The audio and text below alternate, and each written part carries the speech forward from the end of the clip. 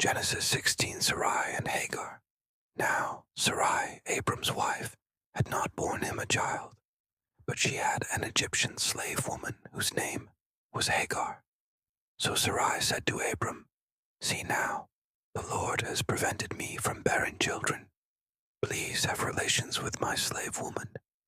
Perhaps I will obtain children through her." And Abram listened to the voice of Sarai. And so, after Abram had lived 10 years in the land of Canaan, Abram's wife Sarai took Hagar the Egyptian, her slave woman, and gave her to her husband Abram as his wife. Then he had relations with Hagar, and she conceived.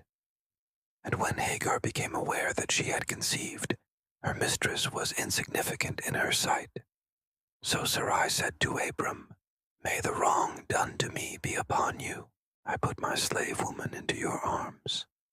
But when she saw that she had conceived, I was insignificant in her sight. May the Lord judge between you and me.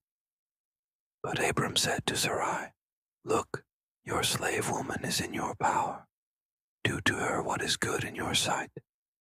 So Sarai treated her harshly, and she fled from her presence. Now the angel of the Lord found her by a spring of water in the wilderness, by the spring on the way to Shur. He said, "Hagar, Sarai's slave woman, from where have you come, and where are you going?" And she said, "I am fleeing from the presence of my mistress Sarai."